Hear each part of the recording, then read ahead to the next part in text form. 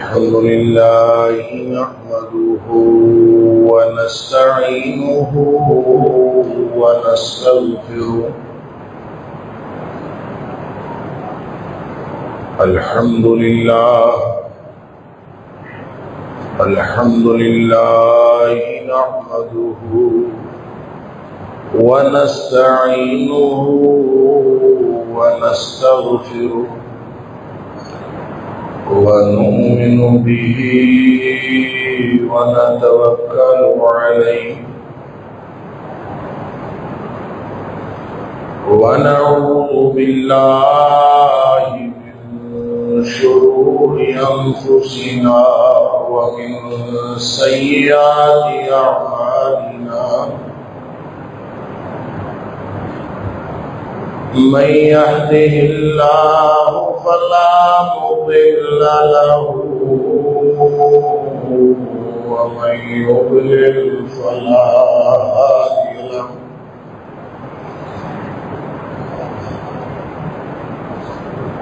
وأشهد أن لا إله إلا الله وحده لا شريك له.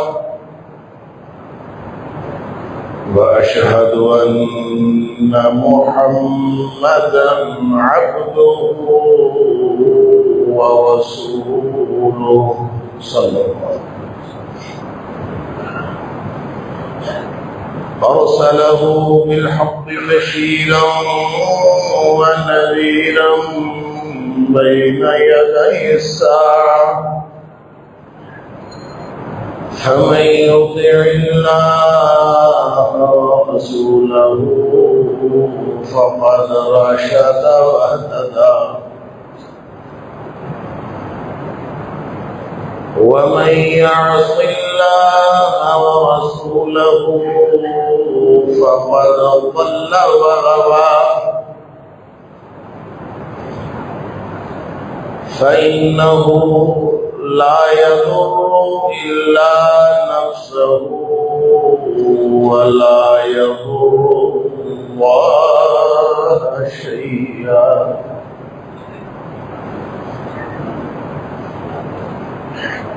نسأل الله ربنا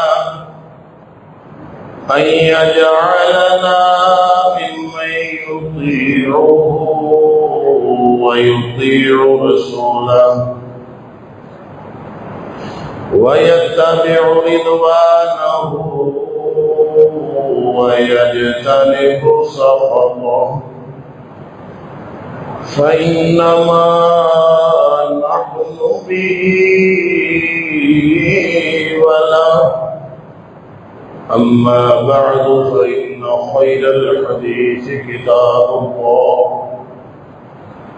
وخير الهدي هدي محمد صلى الله عليه وآله وسلم. وشر الأمور محدثاتها وكل محدثة بدعة وكل بدعة ضلالة وكل ضلالة في النار.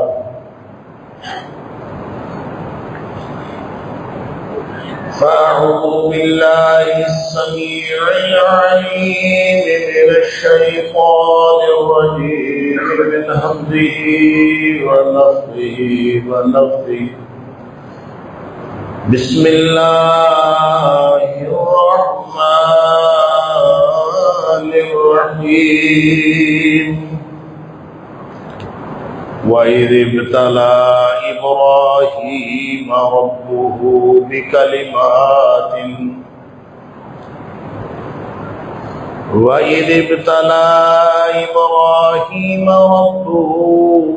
بكلمات فأتمهن. قال إني جاعلك للناس إماما. قال ومن ذريتي قال لا ينال عهد الظالمين.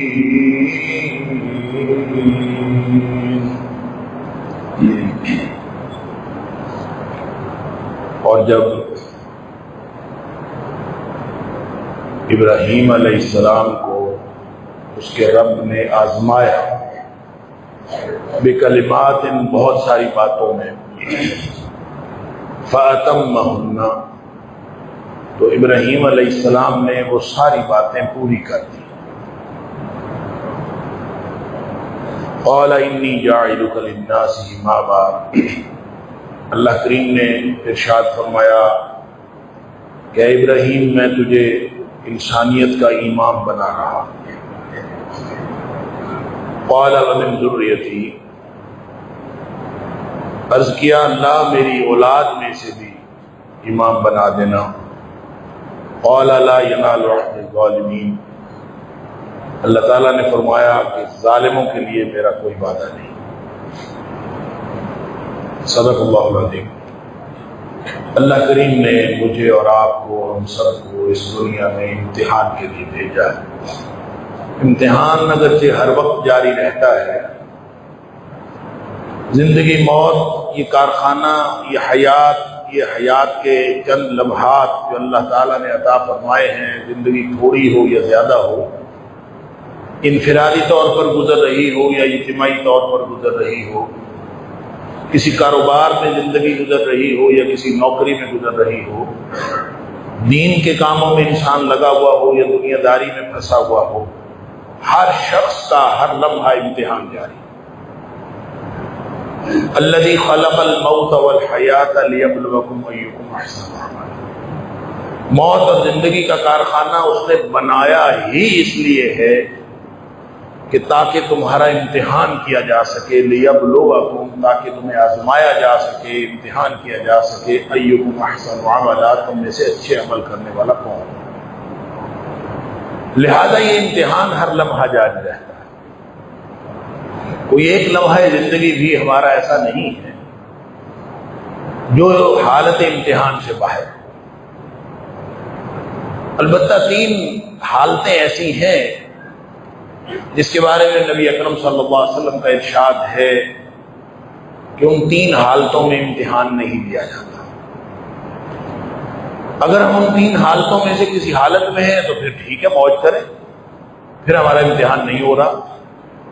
اور اگر ان 3 حالتوں میں سے کسی بھی حالت میں ہم نہیں ہیں تو ہر لمحہ ہم آج جانتے جا رہے ہیں امتحان کے اندر مبتلا اور آزمائے جا رہے ہیں. وہ 3 حالتیں فرمایا رفع الاقلام عن 3.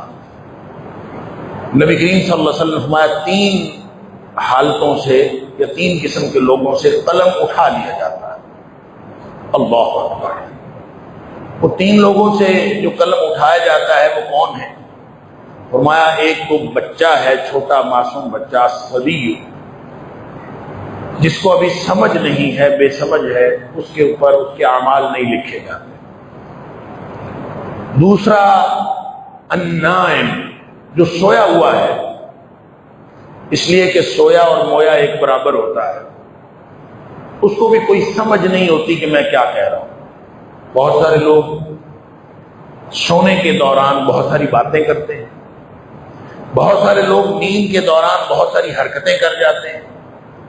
تو جو کچھ بھی نیند کے دوران ہوتا ہے، کیونکہ انسان کی سمجھ کام نہیں کر رہی ہوتی، اس لیے اس کے اوپر بھی جو کچھ بھی وہ کرتا ہے لکھا نہیں جاتا، قلم اٹھایا ہوا، وہ امتحان نہیں ہو رہا ہوگا.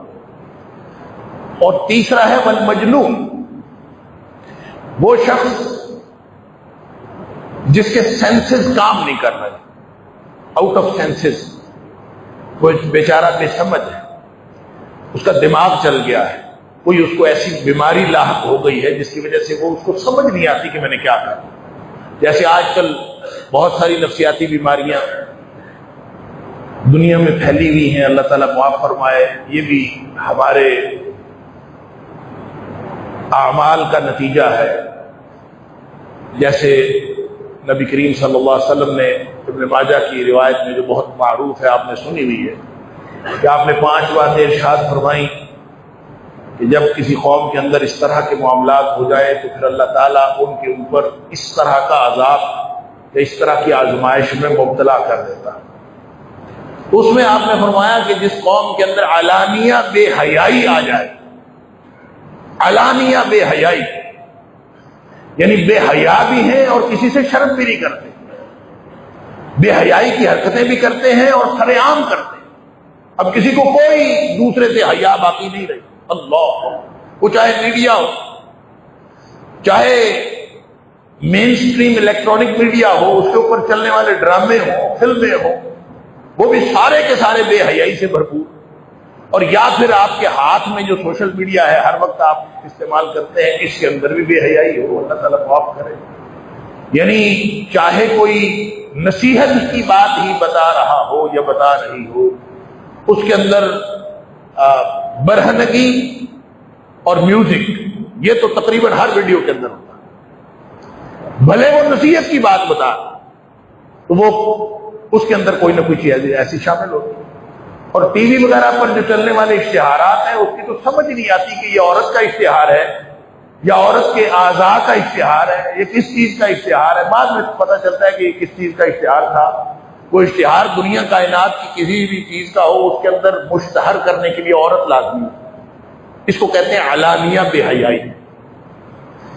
نبی کریم صلی اللہ علیہ وسلم نے فرمایا کہ جب کسی قوم کے اندر علانیہ بے حیائی آ جائے، اللہ اکبر، اس قوم کے اندر ایک تو طاعون کی بیماری پھیلنے کا اندیشہ ہوتا ہے، اور طاعون کی بیماری کے ساتھ ساتھ فرمایا والاوجاع التی، اور ایسی ایسی بیماریاں اللہ نہ کبھی دیکھی نہ سنی، نہ انہوں نے کبھی اس کا نام سنا ہوتا ہے، نہ ان کے ماں باپ نے کبھی کوئی نام سنا ہوتا ہے، نئی نئی بیماریاں اس قوم کے اندر پھیل جاتی ہیں۔ تو آج کل جو نئی نئی بیماریاں ہیں جس کا کبھی نام تک نہیں ہم نے سنا، یہ ساری بیماریاں دراصل ہمارے کرتوتوں کا نتیجہ ہے۔ اللہ، اس میں ایک بیماری ہے نفسیاتی بیماری، اور نفسیاتی بیماریاں ہر شخص، آپ دیکھیں ہر تیسرا شخص نفسیاتی بیماری میں مبتلا۔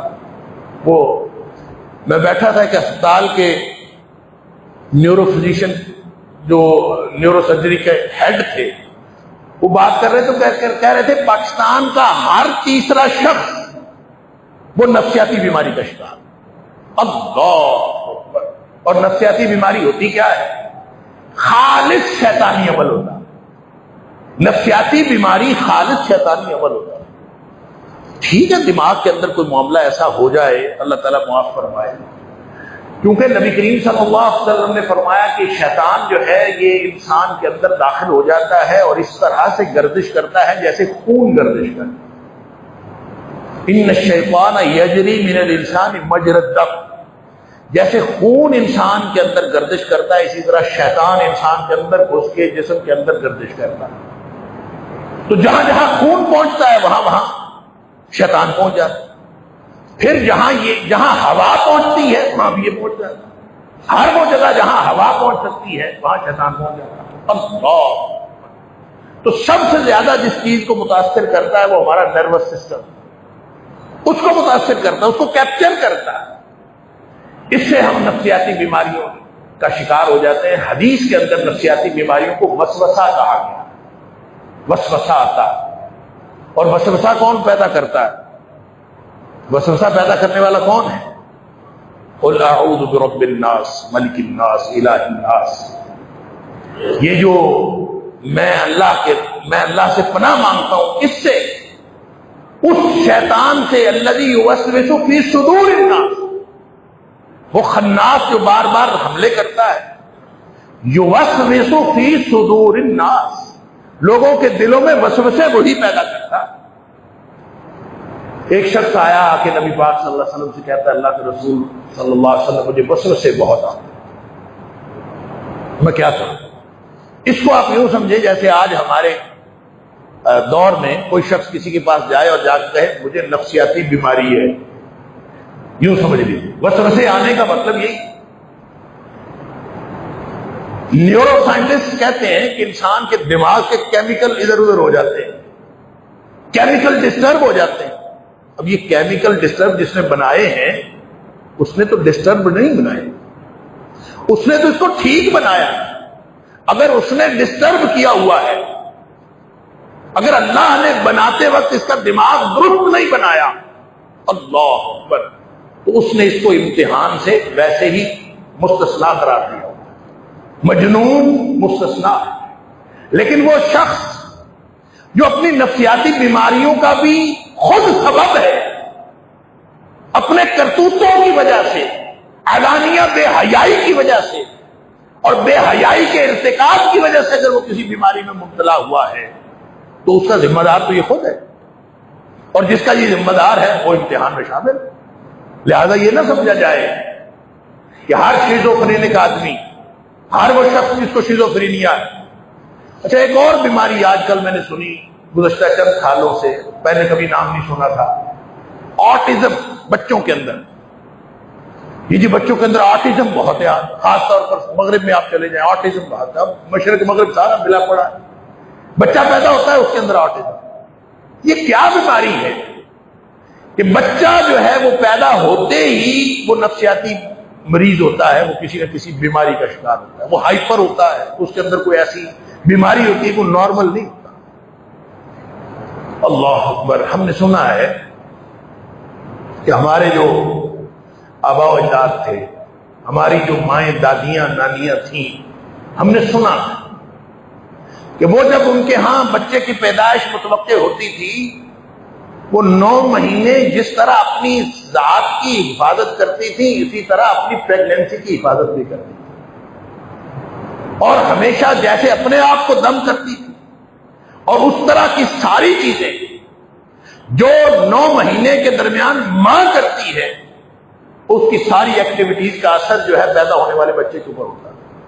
اب تو یہ سائنس نے بھی ثابت کر دیا کہ اگر ماں اس 9 مہینے کے دوران گانے سنتی رہے گی تو بچہ بھی اسی طرح کا شوق لے کے پیدا ہوگا.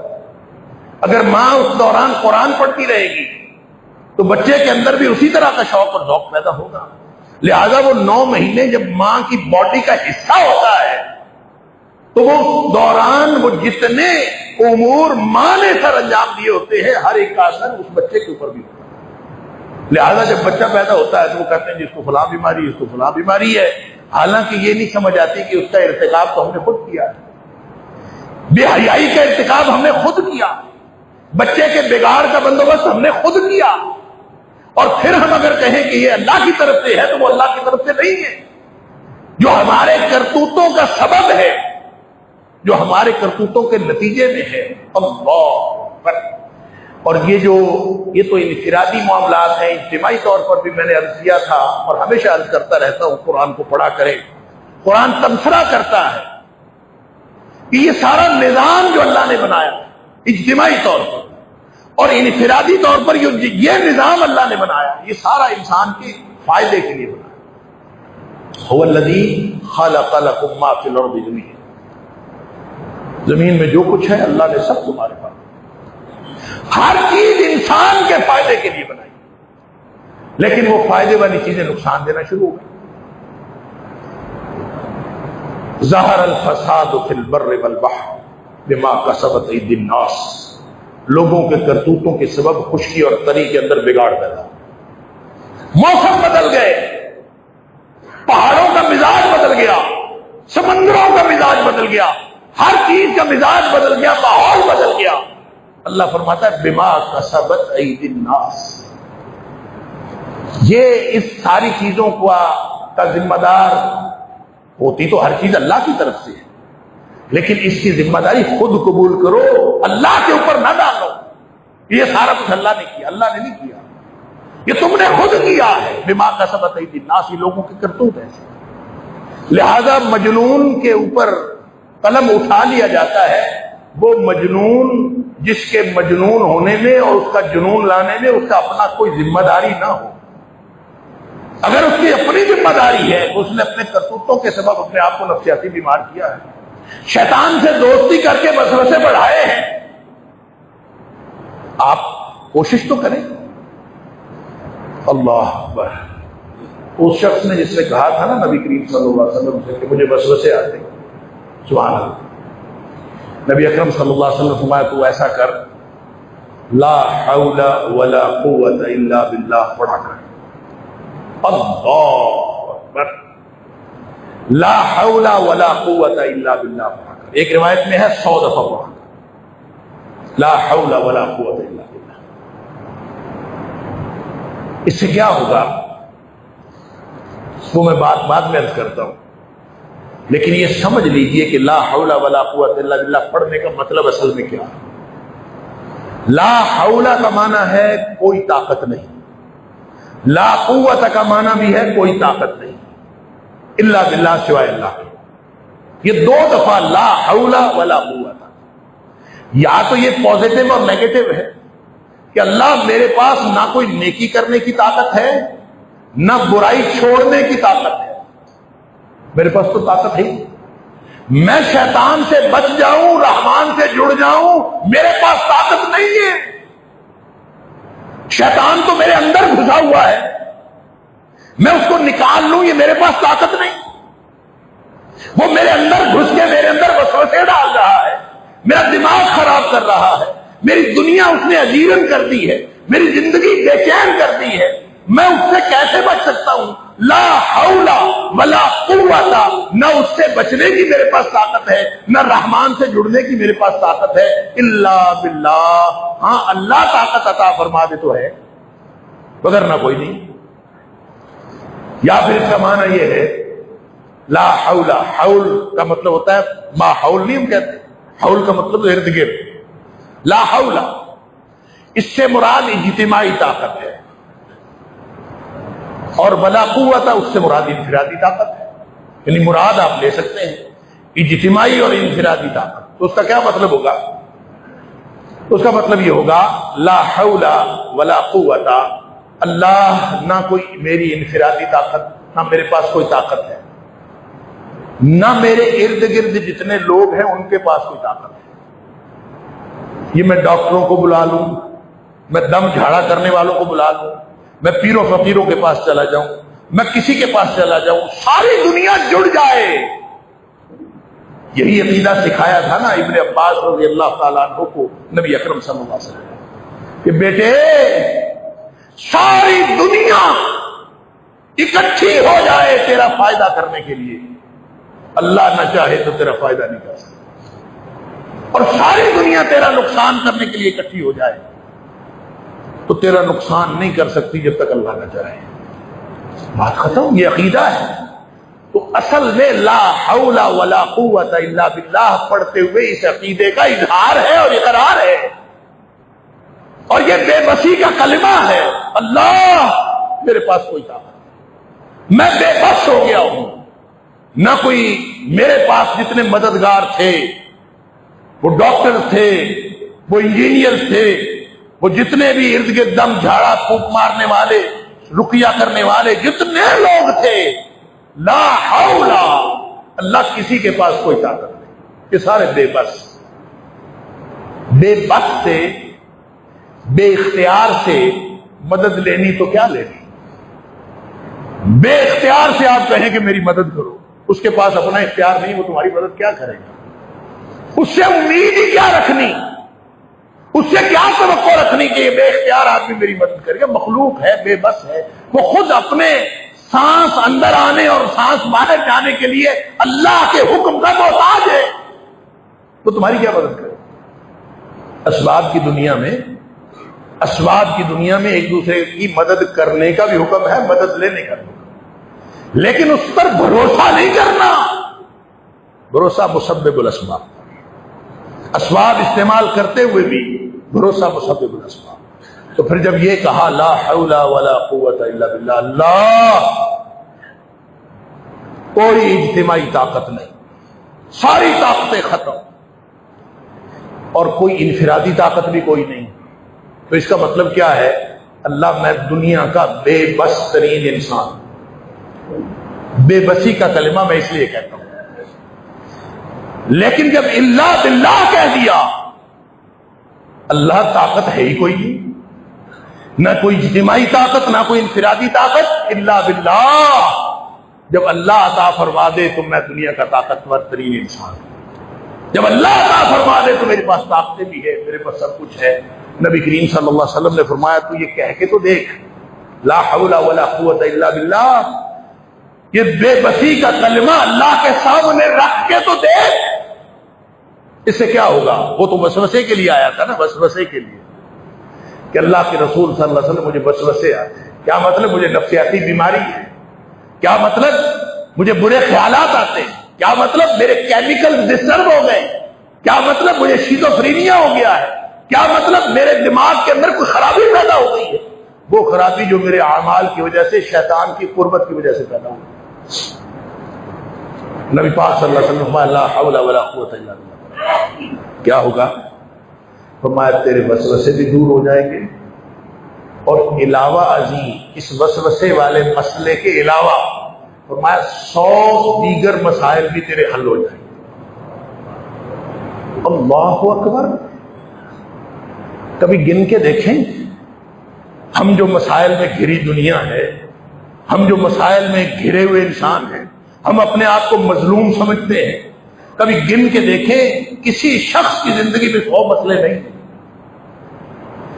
5-7 مسئلے ہوں گے، کبھی گنے تو صحیح مجھے کتنے مسائل درپیش ہیں، 5-7 مسئلے درپیش ہوں گے، میکسیمم کوئی 10-12 مسئلے درپیش ہوں گے۔ ویسے تو اگر اللہ تعالیٰ کی نعمتوں کو گننا شروع کر دیں تو مسئلہ باقی رہتا ہی کوئی نہیں، لیکن اگر مسائل ہوں بھی تو زیادہ سے زیادہ کتنے ہوں گے؟ بہت تھوڑے مسائل ہیں۔ اللہ! اور جو ان مسائل کو 100 بھی ہوں تو نبی کریم صلی اللہ علیہ وسلم نے فرمایا یہ اتنا بڑا کلمہ ہے لا حول ولا قوت الا باللہ کہ یہ تیرے وسوسے بھی دور کر دے گا اور تیرے دیگر 100 مسائل بھی حل ہو جائیں گے، جو حل نہیں بھی کرنے کی نیت تھی وہ بھی حل ہو جائیں گے۔ وجہ کیا ہے؟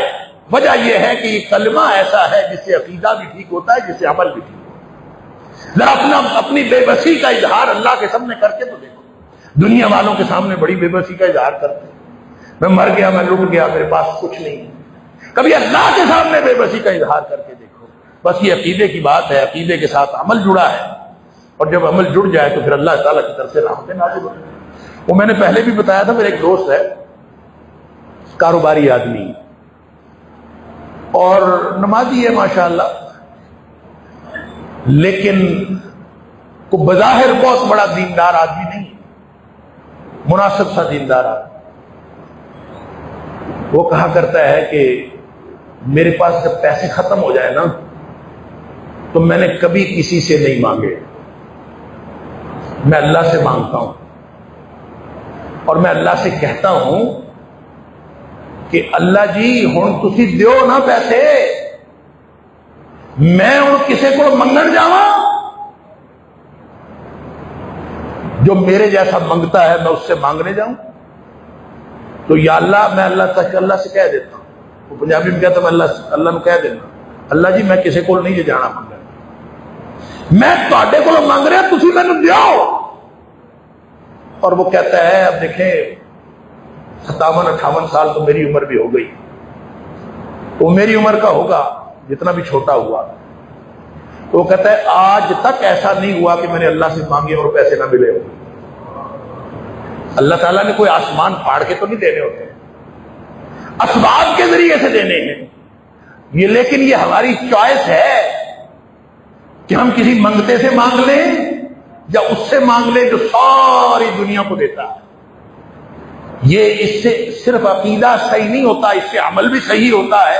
اس لیے اتنا بلند کلمہ ہے کہ نبی کریم صلی اللہ علیہ وسلم نے فرمایا تیرے نفسیاتی مسائل بھی حل ہو جائیں گے اور تیرے اس کے علاوہ 100 دیگر مسائل بھی حل ہو جائیں گے۔ کبھی پڑھ کے تو دیکھیں، باوضو ہو کے مصلی پہ بیٹھ جائے اور توجہ کر لے اللہ کی طرف، اور پھر کہے لا حول ولا قوت الا باللہ، اللہ کوئی طاقت میرے پاس نہیں، زبان سے نکالنے لا حول ولا قوت الا باللہ، اور اپنا کوئی ایک مسئلہ اللہ کے سامنے رکھ دے، یا اللہ یہ مسئلہ بھی میں نہیں حل کر سکتا، پھر دوسری دفعہ لا حول ولا قوت الا باللہ کہیں تو پھر کوئی اور مسئلہ اس کے سامنے رکھ دے، پڑھتے جائیں اور مسائل سامنے رکھتے جائیں۔ اس کی مرضی ہے مسائل اس نے کب حل کرنے ہیں اور کیسے حل کرنے ہیں، لیکن آپ ذرا 100 دفعہ لا حول ولا قوت الا باللہ اس نیت، اس دھیان اور اس توجہ سے، اس اہتمام سے پڑھ کے اٹھیں تو آپ کی زندگی ضرور بدلے گی۔ ایسا نہیں ہو سکتا کہ انسان اس سے پہلے اور اس کے بعد جو ایک جیسا ہو، اس کے بعد سے دور ہوئے ہوں گے، اس کا عقیدہ صحیح ہوا پڑا ہوگا، اس کے معاملات حل ہوئے پڑے ہوں گے، اس لیے کہ وعدہ ہے نبی اکرم صلی اللہ علیہ وسلم۔ تو کہنے کی بات یہ ہے، بات یہاں سے چلی کہ مجنون سے قلم اٹھایا جاتا ہے جو اللہ کی طرف سے مجنون بنایا گیا، اور جو اپنے کرتوتوں سے مجنون بنا ہے اس سے قلم نہیں اٹھایا جاتا، اس لیے کہ وہ تو ذمہ دار ہے اپنا، اور جہاں ذمہ داری آتی ہے وہاں امتحان آتا ہے، اور جہاں امتحان آتا ہے اس کا پھر انسان کو جزا اور سزا اس کا مکلف ہے۔ لا یکلف اللہ نفسا الا وسعها، جتنی صلاحیت ہے، جتنی استطاعت ہے اتنا امتحان۔ جہاں استطاعت ختم ہو گئی، جہاں اختیار ختم ہو گیا، جہاں طاقت ختم ہو گئی، وہاں امتحان ختم ہو گیا۔ تو مجنون سے اس لیے رفیع الاقلام میں مجنون شامل ہے، وہ مجنون جو جس کو جنون کی ذمہ داری اس کے اوپر نہیں ہے، اللہ تعالیٰ نے بیمار کر دیا، تو اگر بیمار ہے اور اس کی اپنی کوئی اس کے اندر ذمہ داری نہیں ہے تو اس سے بھی اللہ تعالیٰ نے رفع الاقلام کے اندر اس کو شامل کیا ہے۔ میں نے بات اس لیے کر دی، اللہ تعالیٰ معاف فرمائے، کہ کرتوت ہمارے سارے کے سارے شیطان کو خوش کرنے والے، پھر خود ہی ہم اپنے کرتوتوں سے نفسیاتی بیماریوں میں مبتلا ہونے والے، اور پھر ہم کہیں کہ اللہ ہم سے رفع الاقلام کر لے، پھر یہ کہے کہ ہم امتحان سے فارغ کر دیں۔ بھئی اس بیماری کے تو ذمہ دار ہی خود ہیں، جتنے ذمہ دار اس میں شامل ہونے کے ہیں اتنی ہی ذمہ داری سے ہم نکل بھی سکتے ہیں، اتنے ہی محنت سے ہم اس سے نکل سکتے ہیں، لیکن اگر ہم نکلنے کی کوشش نہیں کرتے تو پھر اللہ قیامت کے دن پکڑ لے گا اس بیماری کی حالت کے باوجود۔ اللہ تعالیٰ معاف فرمائے، کیونکہ ان السمع والبصر والفؤاد کل اولئک کان عنہ مسئولا۔ اللہ تعالیٰ فرماتا ہے یہ سماعتوں کا امتحان ہونا ہے، بصارتوں کا امتحان ہونا ہے، اور اس کے ساتھ ساتھ دل کی سوچوں کا امتحان بھی ہونا ہے۔ ان السمع والبصر والفؤاد، جیسے سماعتوں کا امتحان ہے، جیسے بصارتوں کا امتحان ہے، اسی طرح امتحان دل کا بھی ہے۔ جتنی سوچیں سوچی، جتنی خواہشیں خواہش کی، جتنی آرزوئیں اور تمنائیں پالی، ان سب کا امتحان، اس لیے کہ ذمہ داری۔ اور پھر کوئی شخص یہ نہ سمجھے کہ کرتوت میں کروں اور میرا رب جو ہے وہ بغیر معافی مانگے اور بغیر کچھ کیے میرا رب مجھے معاف کر دے۔ ہم نے بھی عجیب اللہ تعالیٰ کے ساتھ تعلق رکھا ہے، کرتوتیں ساری کی ساری شیطان کو خوش کرنے کی، اللہ اکبر۔ اور امید رحمان سے کہ وہ ہمارے معاملات اور ہمارے حالات ٹھیک کر دے گا، اس طرح نہیں ہوتا۔ اللہ کا قانون ہے، وَلَن تَجِدَ لِسُنَّةِ اللَّهِ تَبْدِيلًا، اور اللہ نے جو قانون بنا دیا، اللہ قادر ہے، ان اللہ علی کل شیء قدیر، ہر چیز پر قادر ہے، لیکن اس نے ایک قانون بنایا ہے، قانون کو تبدیل نہیں کرتا۔ بالکل ایسے ہی سمجھ لیجئے جیسے اس کا قانون ہے کہ سورج مشرق سے نکلتا ہے مغرب میں غروب ہوتا ہے، یہ اس کا قانون۔ قدرت اس کی یہ ہے کہ وہ جہاں سے چاہے سورج طلوع کرے۔ ان اللہ علی کل شیء قدیر کا معنی ہے اس کا دل کرے شمال سے نکالے، جنوب میں غروب کرے، جنوب سے نکالے شمال میں غروب کرے، مغرب سے نکالے مشرق میں غروب کرے۔ اللہ کے پاس ساری طاقت موجود ہے، لیکن اس کا قانون کیا ہے؟ وَلَن تَجِدَ لِسُنَّةِ اللَّهِ تَبْدِيلًا، سنت اللہ کی یہ ہے کہ وہ مشرق سے نکالتا ہے، مغرب میں غروب کرتا ہے۔ لہذا جو ہمارے بارے میں بھی اللہ نے قانون بنایا ہے، اس قانون کے مطابق جتنی اس نے صلاحیت دی، جتنا اختیار دیا، اس کا امتحان جاری ہے۔ پہلے دن جس دن اختیار ملا اسی دن سے امتحان جاری ہے، کوئی بہانہ نہیں سنتا وہ کہ لوگ ایسے کر رہے تھے، لوگوں کے حالات ایسے تھے، اور لوگوں کے حالات جیسے مرضی ہوں، لوگوں کے ساتھ موازنے کا امتحان تو ہے ہی نہیں۔ کس نے کہا ہے کہ لوگوں کے ساتھ موازنے کا امتحان ہے؟ تو ہر شخص کا اپنی صلاحیت کا امتحان ہے، اپنی استطاعت کا امتحان ہے۔ لا یکلف اللہ نفسا الا وسعها، اس کو یوں سمجھ لیجئے کہ ہر ایک کو اللہ نے استطاعت دی ہے، ہر شخص کو استطاعت دی، کسی کو تھوڑی کسی کو زیادہ۔ ہو سکتا ہے کہ دنیا میں جس طرح فنگر پرنٹس دو انسانوں کے نہیں ملتے، جس طرح آنکھ کی پتلی دوسرے سے نہیں ملتی، ہو سکتا ہے کہ دنیا میں کسی بھی انسان کی استطاعت دوسرے سے نہ ملتی۔ اللہ نے ہر ایک کو اپنی صلاحیت دے بھیجا، اور وہ جو ہم ترجمہ کرتے ہیں نا فَأَمَّا مَنْ ثَقُلَتْ مَوَازِينُهُ وَأَمَّا مَنْ خَفَّتْ مَوَازِينُهُ، جس کے وزن بھاری ہو گئے، جس کے وزن ہلکے ہو گئے، کس سے بھاری اور کس سے ہلکے ہو گئے،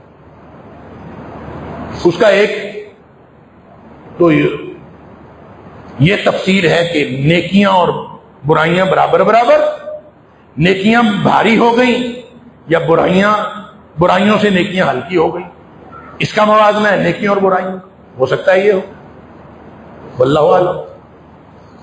لیکن اس کا ایک ترجمہ یہ ہے کہ وہ جو لا یکلف اللہ نفسا الا وسعہا ہے، امتحان تو میری استطاعت کے مطابق ہے، اس کے مطابق نہیں ہے کہ میرے ساتھ والا کیا کر رہا ہے، امتحان اس کے مطابق ہے جو میری استطاعت ہے، تو میری استطاعت سے نیکی بڑھ جائے گی تو میں کامیاب ہو جاؤں گا، اور میری استطاعت سے نیکی کم ہو جائے گی تو میں پکڑا جاؤں گا، بس اتنی سی بات ہے۔ لہذا ہر شخص کا اپنا امتحان ہے، کوئی شخص یہ نہ سمجھے کہ دنیا یہ کر رہی ہے۔ اگر ایسا ہوتا تو جو معاشرے گناہ میں ڈوبے ہوئے معاشرے ہیں، جو جھوٹ کے اندر ڈوبے ہوئے معاشرے ہیں، بے حیائی کے اندر ڈوبے ہوئے معاشرے ہیں، وہاں تو پھر کسی کا امتحان ہی نہ ہوتا، اس لیے کہ معاشرہ سارا برائی میں ہے، سارا بے حیائی میں ہے، وہاں نیکی کیسے کی جا سکتی ہے؟ نہیں، اللہ نے جو صلاحیت اور استطاعت دی ہے اس کے مطابق امتحان ہر ایک کا جاتا ہے۔ میں نے ابراہیم علیہ السلام کی بات سے بات شروع کی تھی۔ ابراہیم علیہ السلام کو جس معاشرے سے سامنا تھا،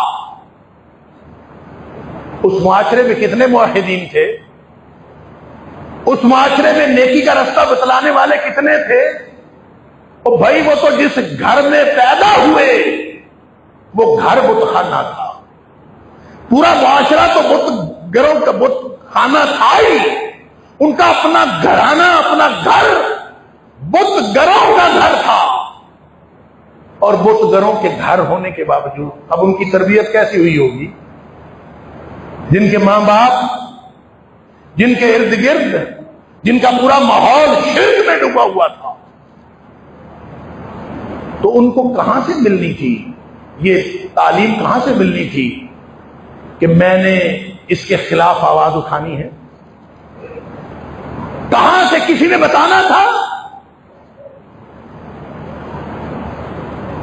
وہی جو اللہ کریم نے ہم سب کو بتایا ہوا ہے ابتدائے آفرینش، الست بربکم، کیا میں تم سب کا رب نہیں؟ عبدیت رب ہر شخص کی فطرت میں ہے، کسی نے فطرت ڈیمیج کر لی، کسی کا آئینہ بصیرت درست ہے، کسی کی فطرت درست رہ گئی۔ کل مولود یولد علی الفطرہ، ہر پیدا ہونے والا بچہ اسی سٹینڈرڈ پہ پیدا ہوتا ہے۔ فَأَبَوَاهُ يُحَوِّدَانِهِ أَوْ يُنَصِّرَانِهِ أَوْ يُمَجِّسَانِهِ، اس کے ماں باپ اس کو یہودی، عیسائی، مجوسی بناتے ہیں۔ ابراہیم علیہ السلام نے اس شرک پر مطمئن معاشرے کے اندر اکیلے آواز اٹھائی تھی نا، اذ قال لأبيه وقومه ما هذه التماثيل التي انتم لها عاكفون، پہلا سوال جیسے گاڑ دیا تھا کہ بتاؤ معاشرے والوں، اپنے باپ سے بھی کہا، ساری قوم سے کہا کہ یہ بت بنا کے تم ان کی پوجا کر رہے ہو، یہ بتوں کے معاشرے میں کن بتوں اور تصویروں کے اوپر تم سب مطمئن بیٹھے ہو؟ اس کا مطلب پتہ کیا ہے؟ اس کا مطلب ہے کہ اللہ نے جو ہر شخص کو شعور دیا ہے، اللہ اکبر، اللہ نے جو ہر شخص کو شعور دیا ہے، اس شعور کا امتحان ہر طرح کے ماحول میں ہو رہا ہوتا ہے۔